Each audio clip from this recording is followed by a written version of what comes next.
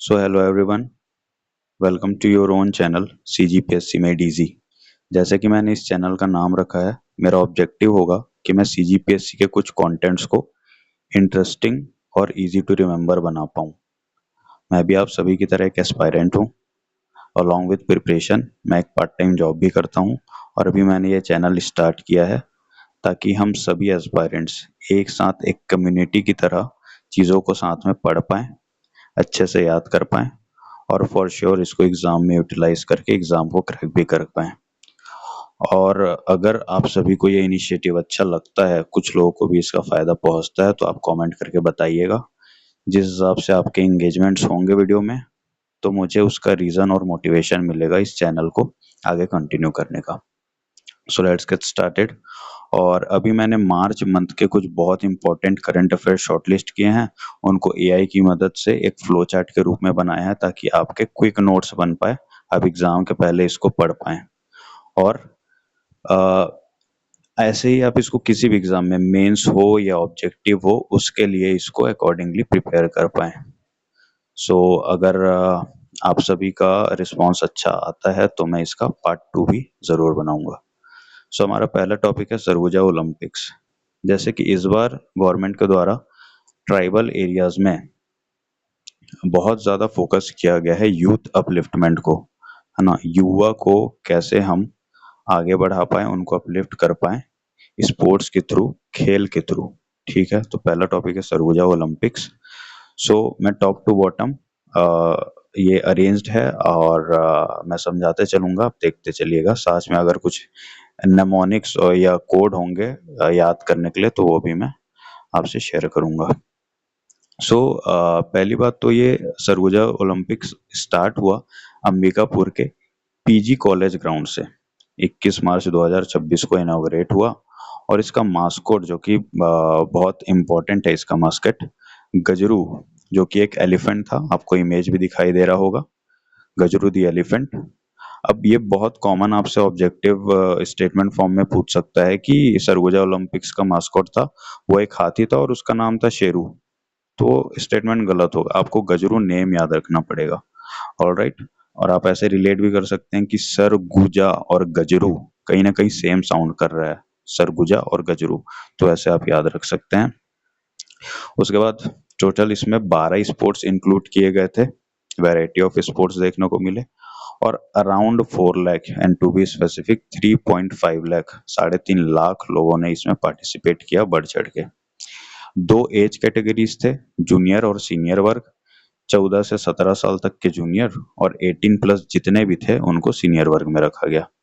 और स्पोर्ट्स और एथलेटिक्स की बात करूं तो कबड्डी था, खो खो था, फुटबॉल था, वॉलीबॉल, बैडमिंटन, ऐसे करके 12 स्पोर्ट्स थे अलोंग विथ एथलेटिक्स। और ये भी आपसे पूछा जा सकता है कि कौन सा स्पोर्ट्स शामिल नहीं था, तो आपको एक बार स्पोर्ट्स को भी देख लेना है, मैंने यहाँ पर लिस्ट डाउन कर दिया है। ओके। सिंबल की बात करें तो ये ओरिजिनल सिंबल नहीं है, लेकिन मैंने बताया है कि जो सिंबल था सरगुजा ओलंपिक्स का, उसमें 12 स्पोर्ट्स, 12 खेलों को रिप्रेजेंट किया गया था और मैन पार्ट का इमेज भी था, जो मैन पार्ट है और हमारा टाइगर पॉइंट जलप्रपात है वो। ठीक है। साथ ही में आप याद रखेंगे कि डेवलपमेंट ब्लॉक लेवल मतलब विकासखंड स्तर, जिला स्तर और डिवीजन स्तर पे ये 3 चरणों में कंक्लूड हुआ। और इसका डेट याद रखेंगे, 28 जनवरी से 3 फरवरी विकासखंड, फिर 5 फरवरी से 10 फरवरी जिला स्तर, उसके बाद डिवीजन में हुआ 21 से 23 मार्च तक के। ठीक है। और जो 2 स्पोर्ट्स थे आपके, हॉकी और रेसलिंग, है ना, वो सीधे डिस्ट्रिक्ट लेवल पर ही हुआ है। ये सारी चीजें हिंदी में भी दी गई है ताकि इंग्लिश और हिंदी मीडियम दोनों को ही कोई प्रॉब्लम ना हो, और मैं साथ में ही एक्सप्लेन करता चलूंगा। नेक्स्ट जो बहुत इंपॉर्टेंट टॉपिक है, नेशनल लेवल का करंट अफेयर था ये, और वो है खेलो इंडिया ट्राइबल गेम्स, जो कि इनॉग्रल एडिशन था, पहली बार ये हुआ हमारे छत्तीसगढ़ में। तो 3 जगह ये हुआ, रायपुर, जगदलपुर और सरगुजा। ठीक है, पहला एडिशन था, बहुत इंपॉर्टेंट है, और 25 मार्च से लेके 3 अप्रैल तक के ये चला। मास्कट अगेन वेरी इंपॉर्टेंट, मोर वीर, जो कि सिंबलाइज करता है वीरता को, है ना, जो ट्राइबल वेलोर है उसको रिप्रेजेंट करता है। और इसमें भी अगर मेडल इवेंट्स की बात करें तो 7 स्पोर्ट्स थे, इनको भी आपको ध्यान में रखना है, और 2 डेमो गेम्स थे, ये बहुत इंपॉर्टेंट है, आपको डेमो गेम्स को अ, याद करते हुए चलना है, क्योंकि इनके पूछे जाने की संभावना ज्यादा है। मलखम्ब और कबड्डी, है ना, तो मलखम्ब के लिए बहुत फेमस है अबूझमाड़ नारायणपुर एरिया, आप सभी जानते हैं। कबड्डी को भी बहुत ज्यादा प्रमोट किया जा रहा है हमारी स्टेट में। अभी एक अगर मैं गलत नहीं हूँ तो संजू देवी रावत, जो कि नेशनल लेवल पे हमारे छत्तीसगढ़ को उन्होंने रिप्रेजेंट किया वुमेन कबड्डी में। तो ये दोनों आप याद रखेंगे, मलखम्ब और कबड्डी। मेडल टैली की बात मैं अगर करूं तो ओडिशा, कर्नाटका फर्स्ट पोजीशन पे रहा, ओडिशा सेकंड, झारखंड थर्ड, और छत्तीसगढ़ का ओवरऑल रैंक रहा 9th। 3 गोल्ड हमने जीते। आप एक और चीज कर लीजिएगा कि जो प्लेयर्स हैं उनके नाम आप जरूर याद रख लीजिएगा, क्योंकि प्लेयर से आजकल सवाल बन रहा है कि कौन सा खिलाड़ी किस खेल से संबंधित है। ओके, मैं इस पे इंक्लूड नहीं कर पाया। तीसरा देखेंगे किसान वृक्ष मित्र योजना, जिसका आपको पता होगा कांग्रेस गवर्नमेंट से ये चल रहा है, और इसका मुख्यमंत्री वृक्ष संपदा योजना पहले नाम था। अभी इसका नाम चेंज हो चुका है, क्योंकि ये बहुत फ्लैगशिप स्कीम रहा है, एफॉरेस्टेशन को, वृक्षारोपण को प्रमोट करता है ये। तो 21 मार्च से ये प्रारंभ हुआ था 2023 में। और जो कमर्शियल पौधे हैं, जो व्यावसायिक पौधे हैं, जैसे कि नीलगिरी, सागौन, बांस, चंदन, उनको अगर किसान अपने खेतों में लगाते हैं तो उनको सब्सिडी मिलेगा, अनुदान। अगर 5 एकड़ तक के भूमि पर लगाते हैं तो 100% अनुदान है। अगर 5 एकड़ से अधिक अधिक भूमि पे लगाते हैं तो 50% का अनुदान है ना। ये प्रोविजन आप याद रखेंगे। 5 एकड़ तक के 100% सब्सिडी, 5 एकड़ से थोड़ा भी ज्यादा हुआ तो 50% सब्सिडी। ठीक है। फिर अगला बहुत इंपॉर्टेंट योजना गौधाम योजना, जो कि बिलासपुर से चालू हुआ, इसको सुरभि योजना भी बोला जाता है। और 14 मार्च 2026 से गौधाम योजना को बिलासपुर से चालू किया गया। मुख्यमंत्री विष्णुदेव साय जी जो थे, उन्होंने इसका इनॉग्रेशन किया। ओके, अब विलेज का नाम भी मैंने डाल दिया है, लक्षार विलेज, बिलासपुर, ये आप याद रखिएगा। ये जो ऑब्जेक्टिव में आपको पूछा जा सकता है बहुत कॉमन, वो ये है कि इनमें आर्थिक सहायता कितनी दी जा रही है। तो जो गौ सेवक हैं उनको 13,126 रुपए प्रति माह। देखिए 13 है और 26 भी है, तो 13 दूनी 26 करके आप याद रख लीजिएगा। और जो चरवाहा हैं उनको 10,916। फिर ऐसे अगर आपको याद रखना होगा तो रखिएगा कि प्रथम वर्ष जो प्रति पशु दिया जाएगा वो 10 रुपए है, फिर दूसरे बार 20, फिर 30, फिर 35 है। 10, 20, 30, 40 मत कर देना, 10, 20, 30, 35 है। ठीक है। और इसको 11 डिस्ट्रिक्ट में इम्प्लीमेंट किया जाएगा, और अभी ये चालू हुआ है बिलासपुर के लक्षार विलेज से। ओके, सो नेक्स्ट है कोरिया मॉडल।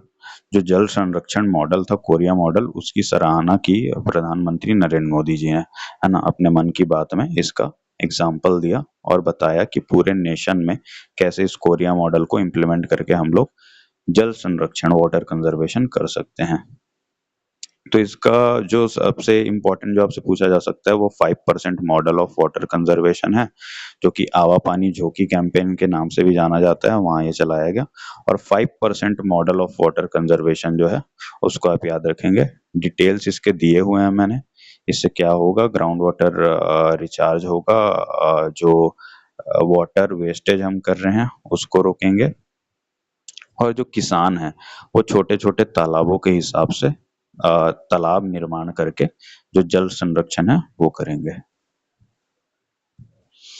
उसके बाद छत्तीसगढ़ का पहला ग्रेन एटीएम चालू हुआ है, जो कि छत्तीसगढ़ का पहला है, तो इसलिए बहुत इंपॉर्टेंट भी है। रायपुर जिला में ये चालू किया गया। ग्रेन एटीएम से आप क्या समझते हैं कि जैसे कि एटीएम होता है एनी टाइम मशीन, वैसे ही ग्रेन एटीएम है।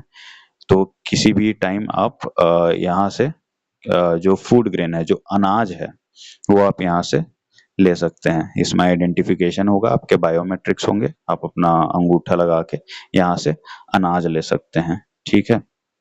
देखिए 24 घंटे राशन की सुविधा होगी और 30 से 45 सेकंड में आपका ऑथेंटिकेशन हो जाएगा और उसके बाद आपको आपका जो अनाज है वो मिल जाएगा। ये इंश्योर करेगा कि कोई शॉर्टेज ना हो, फूड शॉर्टेज ना हो, है ना? और सभी को उनका अनाज टाइम पे मिल जाए। और साथ ही में आप कोई ई गवर्नेंस और जो मेंस का पेपर है उसमें भी लिख सकते हो कि इससे ट्रांसपेरेंसी होगी, है ना? जो इंटरमीडियरीज हैं, जो बिचौलिए हैं, उनसे छुटकारा मिलेगा। दूसरा जो है छत्तीसगढ़ उज़्बेकिस्तान कृषि समझौता हुआ है। किस चीज को लेके हुआ है ये? तो देखिए इंदिरा गांधी एग्रीकल्चर यूनिवर्सिटी जो है ना, इंदिरा गांधी कृषि विश्वविद्यालय, उसने समझौता किया है उज़्बेकिस्तान के साथ। और जो गिरीश चंदेल प्रोफेसर हैं, वो वहां गए थे और छत्तीसगढ़ ने पहली बार कोई ग्लोबल एग्रीमेंट किया है एग्रीकल्चर के सिग्निफिकेंस में, है ना? तो इससे हम लोग प्रमोट करेंगे कि कैसे हम लोग अपने चावल की गुणवत्ता को बढ़ा सकते हैं, जो औषधि फसलें हैं वो बढ़ा सकते हैं, जैव प्रौद्योगिकी पे कैसे काम कर सकते हैं, कृषि से रिलेटेड जो स्टार्टअप्स हैं, जो नए बिजनेसेस हैं, उनको कैसे प्रमोट कर सकते हैं, और भी बहुत कुछ। ये वन लाइनर जैसा सशक्त पंचायत नेत्री सम्मान किनको मिला है? ये तो जयंती कश्यप जी को मिला है। और पंचायतों में जो इनका प्रतिनिधित्व था, इनका जो वर्क था, उसको देखते हुए जयंती कश्यप जी को यह अवार्ड दिया गया है। ठीक है, इनका ग्राम पंचायत भी नाम याद रख सकते हैं, अडवाल नाम था इनके ग्राम पंचायत का। ठीक है, तो डेट्स इट, ये पार्ट 1 था। और मैंने अभी पहला वीडियो ये शूट किया है, तो बहुत ज़्यादा एक्सप्लेनेशन शायद मैंने अच्छे से दे भी नहीं पाया होगा। और ऐसे ही मैं एक पार्ट 2 भी अगर आप बोलेंगे, जैसा आप कमेंट करेंगे वैसा लेके आऊँगा, ऐसे ही एआई के थ्रू फ्लो चार्ट बना के, ताकि आपके पढ़ने में ईजी हो। और जैसा भी आपको लगता है, अगर आपके कोई सजेशंस हैं, कोई इम्प्रूवमेंट है, तो आप बेशक अपना चैनल समझ के नीचे कमेंट डाउन कर सकते हैं। Thank you so much.